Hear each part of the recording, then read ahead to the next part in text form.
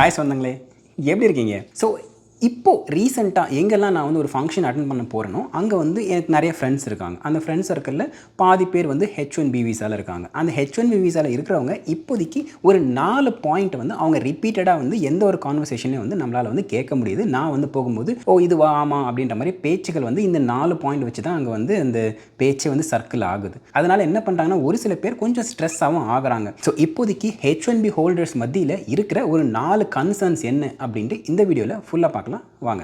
Right now இப்போது முக்கால்வாசி பேர் வந்து ஒரு ஸ்ட்ரெஸ்ஃபுல்லான சிச்சுவேஷனில் தான் இருக்கும். அது எந்த கண்ட்ரியாக இருந்தாலும், எஸ்பெஷலி இந்த ஜாப் மார்க்கெட்டை பொறுத்த வரைக்கும். ஏன்னு பார்த்தீங்கன்னா ஏஐ வந்து கொஞ்சம் டேக் ஓவர் பண்ணுது, நிறைய கம்பெனிஸ்லாம் வந்து லே ஆஃப் அனௌன்ஸ் பண்ணுறாங்க. ஸோ இதெல்லாம் வந்து ஒரு ஜென்ரலாக வந்து ஒரு ஹாப்பியான என்விரான்மெண்ட் இருக்கா அப்படின்னு பார்த்தீங்கன்னா அது வந்து ஒரு கேள்விக்குறி தான். அந்த மாதிரி சிச்சுவேஷன் தான் இப்போ வந்து இருக்கும்.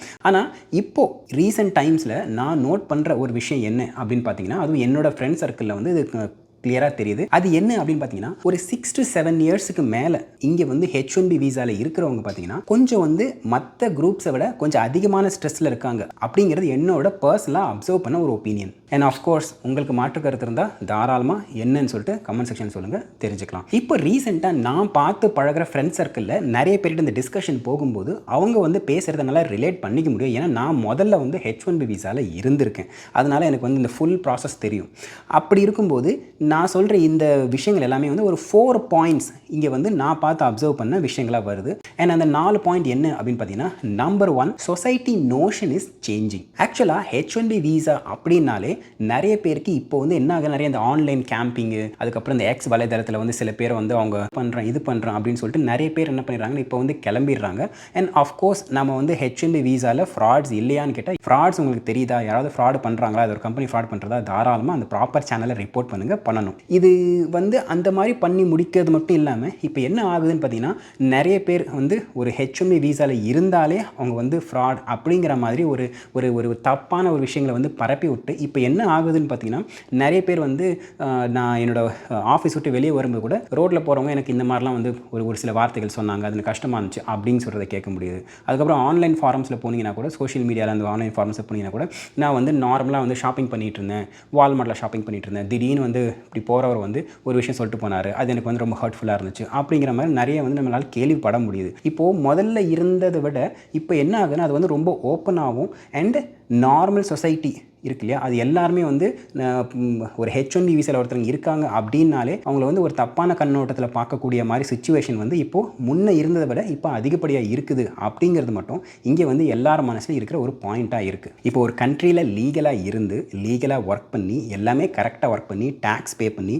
இருக்கிற எல்லா ரூல்ஸும் ஃபாலோ பண்ணுறவங்க அவங்களோட எக்ஸிஸ்டன்ஸை வந்து ஒவ்வொரு வாட்டியும் வந்து ப்ரூவ் பண்ணணுமா அப்படிங்கிறது தான் இங்கே இருக்கிறவங்களோட மத்தியில் ஒரு கேள்விக்குறியாக வருது. அண்ட் இது வந்து ஒரு சின்ன ஸ்ட்ரெஸ்ஸை ஆட் பண்ணுது அப்படின்றது ஃபர்ஸ்ட் பாயிண்ட். அண்ட் ரெண்டாவது விஷயம், ஓகே ஜென்ரல் பாப்புலேஷனுக்கு எல்லாருக்குமே வந்து அந்த ஒரு புரிதல் இருக்காது. ஒரு சில பேர் வந்து தேவையில்லாமல் பார்த்து வந்து என்வி படுவாங்க, இல்லை வந்து எங்கேயாவது ஒரு தப்பு பண்ணதை வச்சு வந்து ஓகே எல்லாருமே இப்படி தான் அப்படின்னு அவங்க ஜென்ரலைஸ் பண்ணுவாங்க. அதனால் வந்து ஒரு ஜென்ரல் பாப்புலேஷன் கூட வந்து ஓரளவுக்கு நம்ம ஒரு கேட்டகரியில் ஆட் பண்ணலாம்.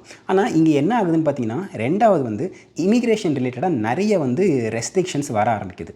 ஓகே H1Bயில் வந்து ஃப்ராடை தடுக்கிறோம் அப்படிங்கிற பேரில் கொண்டு வர ரெஸ்ட்ரிக்ஷன்ஸ் என்ன ஆகுதுன்னு பார்த்தீங்கன்னா உண்மையாகவே அது வந்து 100% ஃப்ராடை தடுக்கிறதுல தான் அந்த எஃபர்ட் போகுதான்னு பார்த்தா ஒரு பெரிய கேள்விக்குறி தான். ஏன்னா நிறைய நேரத்தில் நம்ம பார்க்குறோம் திடீர்னு வந்து எல்லாமே கரெக்டாக பிளான் பண்ணி அவங்க வந்து லீவ் அப்ரூவல் வாங்கி ஆஃபீஸில் எல்லாத்தையும் வந்து கரெக்டாக பிளான் பண்ணி இந்தியாவுக்கு வந்து ஒரு வெக்கேஷனுக்கு போகிறாங்க. திடீர்னு அங்கே போயிட்டு 2 நாளுக்கு முன்னாடி வந்து உங்களோட வீசா ஸ்லாட் வந்து அடுத்த வருஷத்துக்கு நாங்கள் மூவ் பண்ணிட்டோம் அப்படின்னு சொல்கிறது எந்த விதத்தில் வந்து அவங்களை வந்து ஜஸ்டிஃபை பண்ண முடியும்? அது வந்து ரொம்ப கஷ்டமான விஷயமா இருக்குது. அதுவும் இல்லாமல் இங்கேயும் பார்த்தீங்கன்னா நிறைய பேர் வந்து ஸ்ட்ரக் ஆகிட்டாங்க. இப்போது நீங்கள் ஆன்லைன் சோஷியல் மீடியா ஃபாரம்ஸில் போனீங்கன்னா அவங்க வந்து அந்த ஒரு சில போஸ்ட்டாக நான் வந்து பார்க்குறதே இல்லை. ஏன்னா அது ரொம்ப வந்து 2-3 நாளைக்கு ஹர்ட்டிங் ஆகிற மாதிரியே இருக்குது. அவங்க என்ன சொல்கிறாங்கன்னா என்னோட பேரண்ட்ஸ் சிக்காக இருக்காங்க, சில பேர் பேரண்ட்ஸ் இறந்துட்டாங்க, இப்போ வந்து நான் போனால் ஸ்டாம்பிங் வாங்கிட்டு தான் வரணும், இப்போது ஸ்டாம்பிங் டேட்டும் கிடைக்கிறது இல்லை, அப்படியே ஸ்டாம்பிங் இருந்தாலும் திடீர்னு வந்து 2-3 நாளுக்கு முன்னாடி வந்து சில ஸ்டாம்பிங்கை மட்டும் கேன்சல் பண்ணி அடுத்த வருஷத்துக்கு மூவ் பண்ணிடுறதுனால உங்களுக்கு வந்து ஒரு கேரண்டி இல்லை. இப்போ எங்கள் பசங்க பசங்க இங்கே படிச்சுட்டு இருக்காங்க, நான் திடீர்னு போனால் நான் ஒருத்தன் தான் வந்து வாழ்வாதாரம், நான் ஒருத்தன் தான் H1Bயில் இருக்கேன், நான் மட்டும் தான் சம்பாதிக்கிறேன், நான் போயிட்டா வந்து என் ஃபேமிலிக்கு வந்து ஃபினான்ஷியல் சிச்சுவேஷன் வந்து பார்த்துக்கிறதுக்கு அவ்வளோவா சேவிங்ஸும் இல்லை, இப்போ நான் என்ன பண்ணுறது அப்படிங்கிற கேள்வி அந்த போஸ்ட்டில் பார்க்கும்போது உங்களுக்கு ஜென்ரலாகவே வந்து ஓகே ஃப்ராடு பண்ணுறத தடுங்க தாராளமாக விஷயம், நாட் அ ப்ராப்ளம். ஆனால் ஒழுங்காக இருக்கிறவங்களையும் அஃபெக்ட் பண்ணுது இல்லையா? ஸோ இங்கே வந்து 100 பேரில் ஒரு 20 பேர் ஃப்ராடு பண்ணுறாங்க அப்படின்னா அந்த 20 பேர் மட்டும் அஃபெக்ட் ஆகலை, இருக்கிற 80 பேர் அஃபெக்ட் ஆகுறாங்க. ஸோ இது வந்து என்ன ஆகும்னா ஒரு என்டையர் ஈகோ சிஸ்டத்தையே அது வந்து எஃபெக்டிவாக முன்னே கொண்டு போகுதான்னு கேட்டிங்கன்னா அங்கே ஒரு கேள்விக்குறி. அதனால் இமிக்ரேஷன் ரிலேட்டடாக நிறைய பேர் வந்து அங்கே இந்தியாவுக்கு போகணும் இங்கே வர முடியாமலும், அதே மாதிரி இங்கேருந்து இந்தியாவுக்கு போயிட்டு வரணும் அப்படின்னு நினைக்கிறவங்களும் ஸ்டக் ஆகிட்டு இங்கே இருக்கிறது வந்து இன்னொரு ஸ்ட்ரெஸ்ஸை வந்து ஆட் பண்ணுது. எப்பயாவது எதாவது ஆகிடுமோ அப்படின்னு பயந்துக்கிட்டே இருக்கேன் அப்படின்னு என் ஃப்ரெண்ட் ஒருத்தன் சொன்னான். நைட்டில் திடீர்னு வந்து ஒரு ஃபோன் கால் வந்துடுச்சு, நைட்டில் ஃபோன் கால் வந்தாலே ஐயோ என்ன ஏதோ அப்படின்னு நான் வந்து பயந்து தான் நான் வந்து ஒரு 2 செகண்ட் யோசிச்சுட்டு தான் ஃபோன் எடுத்தேன், பார்த்தா வேறு விஷயம் அப்படிங்கிற மாதிரி ஒரு நண்பர் சொல்கிறத கேட்க முடிஞ்சுது. இந்த நிலைமையில தான் இப்போதைக்கு இந்த இமிக்ரேஷன் ரிலேட்டடான விஷயங்கள் இருக்குது அப்படிங்கிறது 2வது பாயிண்ட். அண்ட் 3வது பாயிண்ட் வந்து ஒரு சில பேர் இந்த மாதிரி சிச்சுவேஷன் இல்லாமல் இருக்கலாம், இல்லை அவங்க வீசா ஸ்டாம்ப் இருக்கலாம், திடீர்னு இந்தியா போயிட்டு வரணும்னாலும் தாராளமாக பிரச்சனை இல்லாமல் போயிட்டு வர சிச்சுவேஷனில் அவங்க இருக்கலாம். பட் இருந்தாலும் அவங்களுக்கு இன்னொரு விஷயம் இப்போ என்ன ஸ்கேராக வந்து நிற்குதுன்னு பார்த்தீங்கன்னா இந்த அட்வான்ஸ்மெண்ட் இன் ஏஐ. இப்போ ரீசெண்டாக கொஞ்ச நாளைக்கு முன்னாடி ஆந்த்ரோபிக் ஏஐ அவங்க என்ன பண்ணாங்கன்னா அவங்களோட லேட்டஸ்ட் அட்வான்ஸ்மெண்ட் கோடிங் மாடலை ரிலீஸ் பண்ணாங்க. அது வந்து ஒரு கோடிங் டெவலப் பண்ணுற ஒருத்தருக்கு நல்லா வந்து அசிஸ்ட் பண்ணி ஹெல்ப் பண்ணும் அண்ட் முக்கால்வாசி ஒரு ஜாபை வந்து ஈஸியாகும் அப்படிங்கிற மாதிரி நம்ம ஒரு நியூஸை பார்த்தோம். அண்ட் அந்த நியூஸ்னால என்ன ஆச்சுன்னா இந்தியாவில் இருக்க நிறைய டெக் ஸ்டாக்ஸில் வந்து கொஞ்சம் வந்து வேல்யூ எழுந்தது. அப்போ நிறைய பேர் வந்து பேனிக் செல் பண்ணவும் ஆரம்பித்தாங்க. இங்கேயும் வந்து ஒரு சில கம்பெனிஸ் வந்து ஸ்டாக் மார்க்கெட் கீழே போச்சு. அந்த நியூஸ்லாம் நமக்கு தெரியும். இந்த நியூஸ் வர ஆரம்பிக்கும் போதே ஜோஹோ கம்பெனியோட ஃபவுண்டர் அண்ட் சிஇஓ ஸ்ரீதர் வேம்பு அவர் வந்து ஒரு நிகழ்ச்சியில் என்ன சொல்லியிருந்தாருன்னு பார்த்தீங்கன்னா சாஃப்ட்வேர் இன்ஜினியர்ஸ் எல்லாம் அவங்க வேறு வாழ்வாதாரத்தை பார்த்துட்டு போகிறது கரெக்டாக இருக்கும் அப்படிங்கிற மாதிரியான லைனில் அவர் வந்து ஒரு ஸ்டேட்மெண்ட் வந்து விட்டுருந்தார். அண்ட் அது வந்து எங்கள் ஃப்ரெண்ட்ஸ் மத்தியில் வந்து பயங்கரமாக வந்து பேசப்பட்டுச்சு.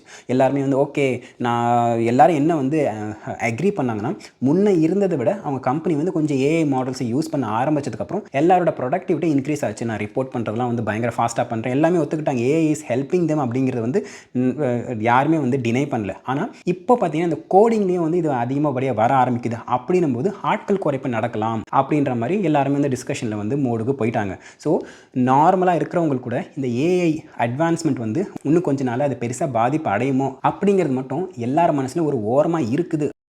4வது கவர்மெண்ட் ஹெல்ப். இந்த செக்டரில் வந்து ரீசெண்டாக இது வந்து பேச ஆரம்பிச்சிருந்தாங்க. ஏன் அப்படின்னு பார்த்தீங்கன்னா இந்தியன் கவர்மெண்ட் சைட்லேருந்து இந்த விஷயத்தில் பெருசாக H1Bயில் ஹெல்ப் பண்ண முடியாது. அவங்க என்ன பண்ணலான்னு பார்த்தீங்கன்னா அவங்க எந்த ஒரு லாவையும் என்ஃபோர்ஸ் பண்ண முடியாது. ஏன்னா யூஎஸ்ன்றது ஒரு சாவரன் கண்ட்ரி, அதுக்கு உண்டான லாஸ் வந்து நீங்கள் எதுவுமே இன்டர்ஃபியர் பண்ண முடியாது. ஆனால் என்ன பண்ணலாம்னா ரிக்வஸ்ட் பண்ணலாம். ஓகே நீங்கள் ஃப்ராடை கண்டுபிடிக்கணும்னு சொல்லிட்டு ஒரு சில ஸ்டெப் எடுக்கிறீங்க, பரவாயில்ல, அதுக்கு நாங்களும் ஹெல்ப் பண்ணுறோம், எங்களால் முடிஞ்ச ஹெல்ப் நாங்களும் பண்ணுறோம், எங்கிட்ட என்ன டேட்டாலாம் இருக்குது, பேஸ்லாம் இருக்குது, அதெல்லாம் பார்த்து நான் பண்ணுறோம். ஆனால் அது வந்து ஒழுங்காக இருக்க சில மக்களையும் பாதிக்குது, அதுக்கு ஏதாவது நீங்கள் பண்ணுங்க அப்படின்னு சொல்லி ரிக்வஸ்ட் வேணால் பண்ணலாமே தவிர அவங்களால வேறு எதுவுமே அதை வந்து பண்ண முடியாது. ஆனால் அந்த ஒரு விஷயத்தில் என்ன ஆகுதுன்னு பார்த்தீங்கன்னா ரீசெண்டாக நடந்த ஒரு இந்தியா யுஎஸ்ஏ ட்ரேட் டீலை பற்றி நமக்கு தெரியும். அது வந்து ஒரு சில பாயிண்ட்ஸ்லாம் முன் வச்சு அவங்க வந்து இந்தியாவுக்கும் யுஎஸ்னோட இவ்வளோ ட்ரேட் டீல்ஸ் இருக்குது, இந்த ஐட்டம்ஸ் இப்படிலாம் வந்து நம்ம நியூஸ் வந்துட்டு இருக்கும்போது நம்ம union trade commerce minister Piyush Goyal அவர்கிட்ட வந்து மீடியாக்கள் ஒரு கேள்வி கேட்குறாங்க. ஓகே நீங்கள் யுஎஸ்க்கும் இந்தியாவுக்கும் நடுவில் ஒரு ட்ரேட் அக்ரிமெண்ட்க்கு நீங்கள் வந்து ஒரு பெருசாக பைலாட்ரல் டாக்ஸ்லாம் போயிட்டு நீங்கள் வழி வகுத்துருக்கீங்க, இந்த விஷயங்கள் டிஸ்கஸ் பண்ணும்போது கூடவே நீங்கள் H1B வீசா பற்றி இல்லை அந்த ரிலேட்டடாக ஏதாவது நீங்கள் வந்து யூஎஸ் கிட்ட ஒரு கோரிக்கை முன் வச்சிங்களா அப்படிங்கிற மாதிரி வந்து ஒரு கேள்வி கேட்குறாங்க. அதுக்கு அவர் வந்து ஒரு ஷாக்கிங்கான பதில் ஒன்று சொல்லியிருந்தார். அவர் என்ன சொல்லியிருந்தாருன்னு பார்த்தீங்கன்னா இந்தியாவில் இருக்கிற எந்த ஒரு கம்பெனிஸோ இல்லை எந்த ஒரு என்டிட்டிஸோ அவர்கிட்ட வந்து இந்த H1B ரிலேட்டடாக போயிட்டு யூஎஸ் கிட்ட பேசுங்க அப்படின்னு யாரும் பரிந்துரை பண்ணலை, எங்ககிட்ட வந்து யாருமே பரிந்துரைக்கு வந்து போங்க அப்படின்னு சொல்லிட்டு ரெக்கமெண்டேஷனுக்கு யாருமே வரல. அதனால் நாங்கள் இந்த டிஸ்கஷனில் இந்த H1B ரிலேட்டடான விஷயங்கள் பற்றியே நாங்கள் பேசலை, நாங்கள் பேசுனது எல்லாமே வேறு விஷயம் அப்படிங்கிற மாதிரி அவர் வந்து ஒரு வார்த்தை விட்டுருந்தார். அண்ட் அது மட்டும் இல்லாமல் அவர் வேறு என்ன இன்னொன்று சொல்லியிருந்தார் பார்த்தீங்கன்னா இந்த கோவிடுக்கு அப்புறம் ஆக்சுவலாக இந்த H1B வீசாலாம் பார்த்தீங்கன்னா அந்த அளவுக்கு வந்து பெருசாக அதோட சிக்னிஃபிகன்ஸை இழந்துருச்சு, அது அப்சல்யூட் ஆயிடுச்சு அப்படிங்கிற மாதிரியான ஒரு ஸ்டேட்மெண்ட் வந்து அவர்கிட்ட இருந்து வந்துருந்துச்சு. இது எப்படின்னு பார்த்தீங்கன்னா இந்த கோவிடுக்கு அப்புறம் நிறைய ஒர்க் ஃப்ரம் ஹோம்லாம் பண்ண ஆரம்பிக்கும் போது வேர்ல்டே வந்து நீங்கள் வீட்டிலேருந்து கூட ஒர்க் பண்ணலாம் அப்படின்னும் போது அப்போ H1B அப்படின்றது லொக்காலிட்டி ஸ்பெசிஃபிக் ஒரு ஜாப், அது வந்து நீங்கள் அந்தளவுக்கு பெரிய சிக்னிஃபிகண்ட் இல்லை அப்படிங்கிற மாதிரியான ஒரு ஜென்ரல் ப்ரொஜெக்ஷன் தான் நிறைய பேர் மைண்டில் இருக்குது அப்படிங்கிற மாதிரியான அந்த ஒரு வார்த்தை சொல்லியிருந்தார். இது ஒரு வேளை யுஎஸ் சைட்லேருந்தே அது வந்த ஒரு தாட் ப்ராசஸாக அவர் வந்து இங்கே சொல்கிறாரா, இல்லை இது ஜென்ரல் ஒரு ஒரு இந்தியன் கவர்மெண்ட் மத்தியில் இது வந்து ஒரு ஒரு ஒரு ஒரு ஜென்ரல் தாட்டாக இப்போதைக்கு எல்லாருக்கிட்டையும் இருக்குதா அப்படின்னு நமக்கு சரியாக தெளிவாக தெரியல. ஆனால் அந்த ஒரு பாயிண்ட்லேருந்து என்ன தெரியுதுன்னு பார்த்தீங்கன்னா, இந்தியன் கவர்மெண்ட் சைட்லேயும் இதை வந்து பெருசாக எம்பசைஸ் பண்ணலை அப்படிங்கிறது வந்து தெரியுது. ஸோ இதனால் இதுவும் வந்து ஒரு பேசும் பொருளாக இப்போதைக்கு எங்கள் ஃப்ரெண்ட் சர்க்கிள் குரூப்லேயும் அண்ட் ஆப்வியஸ்லி யார் மத்தியிலையும் இது வந்து ஒரு பேசும் பொருளாக கன்ஃபார்மாக இருந்திருக்கும். ஸோ இது வந்து 4வது பாயிண்ட். ஸோ நான் மேலே சொன்ன இந்த 4 பாயிண்ட்டுமே நான் என்னோட சர்க்கிளில் அப்சர்வ் பண்ண பாயிண்ட்ஸ். அண்ட் ஆப்வியஸ்லி உங்கள் சர்க்கிளில் வேறு டிஃப்ரெண்ட்டான பாயிண்ட்ஸாக இருக்கலாம் அண்ட் இல்லை இதோட ரிலேட்டடாக கூட இருக்கலாம். ஆனால் இதில் என்ன பிரச்சனைன்னு பார்த்தீங்கன்னா, ஒரு சில பேர் வந்து நினைக்க தோணும், அப்போ இவ்வளோ பிரச்சனை இருக்கும்போது திடீர்னு வந்து எல்லாத்தையும் விட்டுட்டு இந்தியாவுக்கு போக வேண்டியதானே அப்படிங்கிற மாதிரி நினைக்க தோணும். அதனால தான் நான் முதல்ல சொன்ன மாதிரி இங்கே வந்து ஒரு 6 to 7 இயர்ஸாக H1Bயில் ஒர்க் பண்ணிகிட்டு இருக்கவங்களுக்கு இருக்கிற ஒரு யூனிக்கான சுச்சுவேஷன் என்ன அப்படின்னு பார்த்தீங்கன்னா, அவங்களோட ஒர்க் கல்ச்சர் வந்து யூஎஸ்ஏக்கு வந்து அவங்க அடாப்ட் ஆகிருப்பாங்க. ஏன்னா இங்கே வந்து சீனியாரிட்டிக்கு ஒரு மரியாதை கொடுப்பாங்க. நான் ஒர்க் பண்ண கம்பெனியில் பார்த்தீங்கன்னா, முதல்ல நீங்கள் வந்து அவருக்கு 50-60 இயர்ஸ் ஆகும்போதும் அவர் வந்து ஜூனியர் டெவலப்பராக தான் இருந்தார். அவருக்கு வந்து நான் ஜூனியர் டெவலப்பராகவே இருக்கிறேன், எனக்கு வந்து டெவலப்பிங் பண்ணுறது பிடிக்கும், நான் மேனேஜ்மெண்ட் சைடில் போகிறதுக்கு எனக்கு ஆப்ஷன் இருந்துச்சு. பட் இருந்தாலும் எனக்கு வந்து கோடிங் பிடிக்கும். அதனால் நான் இதுலேயே அந்த அனாலிசிஸ் அதெல்லாம் வந்து அவர் த்ரில் மாதிரி அவர் பார்த்தார். ஒரு இப்போ ப்ராப்ளம் வருது, ஒரு விஷயம் வருதுன்னா வந்து எங்கே ஏதாவது பிரேக் ஆகிருக்கும், அதை அனலைஸ் பண்ணுறது, அதை வந்து ஃபிக்ஸ் பண்ணுறது, அந்த இது எனக்கு ஈகோ சிஸ்டம் கரெக்டாக இருக்குப்பா அப்படின்ட்டு அவர் அதிலே இருந்தார். ஆனால் அவருக்கு நல்ல மரியாதையும் இருந்துச்சு. ஆனால் இப்போ இதே நீங்கள் சிச்சுவேஷன் நீங்கள் இந்தியாவில் வந்து ஒருத்தர் வந்து 10-15 வருஷத்துக்கு மேலே வந்து ஜூனியர் டெவலப்பராகவே நான் இருந்தாருன்னு வச்சுக்கோங்களேன், அவரை வந்து ஃபர்ஸ்ட் ஆஃப் ஆல் அங்கே இருக்கிறவங்க நிறைய பேர் வந்து அந்தளவுக்கு மதிப்பாங்களான்னா அது ஒரு கேள்விக்குறி தான். ஏன்னா இத்தனை வருஷமாக இவர் ஜூனியர் டெவலப்பராக இருக்கார், அப்போ ஒழுங்காக ஒர்க் பண்ண மாட்டாரா அப்படிங்கிற ஒரு கேள்வியும் கூடவே வந்து யாராவது ஒருத்தங்க வச்சுருவாங்க. இல்லையா, ஏதோ ஒரு எக்கனாமிக் சுச்சுவேஷன் வருது அப்படின்னும் போது நீங்கள் வருஷம் சேலரி இன்க்ரீஸ் ஆகிட்டு போயிட்டே இருக்கும்போது என்ன ஆகும் பார்த்தீங்கன்னா, ஒரு கட்டத்துக்கு மேலே ஜூனியர் டெவலப்பருக்கு இவ்வளோ சேலரி கொடுக்கணுமா, நிறைய எக்ஸ்பீரியன்ஸ் இருக்குது, பட் இருந்தாலும் வந்து நம்ம அதுக்கு பதில் ஒரு 4 ஃப்ரெஷரை வச்சிடலாம், இல்லை வந்து கொஞ்சம் லெஸ் எக்ஸ்பீரியன்ஸ் ஆளை வச்சுக்கலாம் அப்படிங்கிற மாதிரி ஒரு எக்கனாமிக் சுச்சுவேஷனில் கம்பெனி போகும்போது ஃபஸ்ட்டு வந்து லே ஆஃப் பண்ணுறது இந்த மாதிரி பெரிய சேலரி வாங்குற இல்லை வந்து ரொம்ப எக்ஸ்பீரியன்ஸான பர்சனாக தான் இருக்கும். அதனால் சீனியாரிட்டிக்கு வந்து அந்தளவுக்கு வந்து ஒரு சில கம்பெனிஸ் வந்து மதிக்கிறதில்ல. நான் எல்லா கம்பெனிஸும் சொல்ல, ஒரு சில கம்பெனிஸும் மதிக்கிறதில்ல. ஸோ அதனாலேயே வந்து அந்த ஈகோ சிஸ்டம்க்கு வந்து இங்கே அடாப்ட் ஆகிப்பாங்க. இங்கே வந்து அப்படி இருக்காது. அந்த ஒர்க் கல்ச்சருக்கும் சரி இங்கே வந்து வேறு மாதிரி இருக்கனால இங்கே வந்து அடாப்ட் ஆகிப்பாங்க. அது திருப்பி அங்கே கொண்டு போய் ஆரம்பிக்கணும் அப்படின்னா அவங்களுக்கு வந்து ஒரு பெரிய ஸ்ட்ரெஸ்ஃபுல்லாக இருக்கும். ஓகே ஃபைன், அது கூட எப்படியாவது ஓரளவுக்கு வந்து போயிட்டு வந்து திருப்பி பில்டு பண்ணிக்கலாம்னு வச்சுக்கோங்களேன்.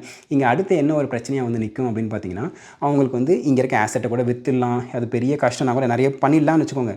எங்கள் லாஸ்ட்டாக எதில் வந்து ஸ்டாப் ஆகும் அப்படின்னு பார்த்தீங்கன்னா, இது வந்து குழந்தைங்களோட படிப்பு. ஏன்னா அவங்களோட பசங்க பார்த்தீங்கன்னா இங்கே ஒரு 6 to 7 இயர்ஸ் அவங்க இங்கே இருக்கிறாங்க அப்படின்னும் போது அவங்க பசங்க வந்து 9th 10th இந்த ஹை ஸ்கூல் காலேஜ் இந்த ரேஞ்சில் வந்து இருப்பாங்க. ஸோ அந்த பசங்க திடீர்னு இங்கேருந்து வந்து கூட்டிகிட்டு கொண்டு போய் இந்தியாவில் நீங்கள் வந்து அந்த எஜுகேஷன் சிஸ்டம்க்கு அடாப்ட் ஆகணும் அப்படின்னும் போது அந்த ஏஜ் ரேஞ்சில் இருக்க பசங்களால் அவ்வளோ சீக்கிரத்தில் அடாப்ட் ஆக முடியாது. அவங்க வந்து பயங்கர ஸ்ட்ரெஸ்ஃபுல் ஆகிடுவாங்க. அது வந்து ஒரு சில நேரத்தில் அவங்க கேரியரே எஃபெக்ட் ஆகிற மாதிரி சுச்சுவேஷன் வர்றதுக்கும் வாய்ப்பு இருக்குது. அதுதான் இங்கே வந்து ஒரு பெரிய ஸ்ட்ரெஸ்ஃபுல்லாக இருக்கிறதுக்கு அவங்களோட மெயின் காரணமாக இருக்கும். மற்ற எல்லாத்த கூட அவங்க வந்து ஓகே ஏதோ விதத்தில் வந்து சமாளிச்சிடலாம், ஆனால் இது எப்படி பண்ணுறது அப்படிங்கிறது தான் எல்லார் மைண்ட்லேயும் ஒரு பெரிய கேள்விக்குறியாக இருக்கும். அதனால் நிறைய பேர் சொல்கிற மாதிரி அவ்வளோ கஷ்டம் தான் டக்குன்னு போக வேண்டியதுனே அப்படி நினச்ச மாதிரிலாம் வந்து போக முடியாது. அப்படி ஈஸியாக போகிற மாதிரி இருந்துச்சுன்னா இந்நேரத்துக்கு இந்த டிஸ்கஷனு நம்ம பண்ணியிருக்க மாட்டோம். இங்கேயும் வந்து இவ்வளோ பெரிய பேர் வந்து உட்காந்துருக்கணும் அப்படின்னு அவசியம் இல்லை. பாதி பேருக்கு மேலே ஹப்பாடா அப்படின்னு போயிருப்பாங்க அப்படிங்கிறது என்னோட ஒப்பீனியன். ஸோ அவ்வளோதாங்க. இது வந்து நான் என்னோட ஃப்ரெண்ட் சர்க்கிளில் அப்சர்வ் பண்ண இன்ஃபர்மேஷன்ஸ். அண்ட் இது வந்து இல்லை ப்ரோ நாங்களும் இதே சுச்சுவேஷன் தான் இருக்கும், பட் ஆனால் இந்த மாதிரிலாம் நாங்கள் வந்து ஃபீல் பண்ணுறது இல்லையா, நாங்கள் நல்லா தான் இருக்கோம் அப்படின்னு நீங்கள் நினச்சிங்கனாலும் தாராளமாக அதையும் வந்து கமெண்ட் செக்ஷனில் சொல்லுங்கள், தெரிஞ்சுக்கலாம். அண்ட் இதே மாதிரி இன்னொரு வீடியோ நான் சந்திக்கிறேன். அது வரைக்கும் thank you, tata, take care, bye bye. And சொந்தம் தொடர சப்ஸ்கிரைப்.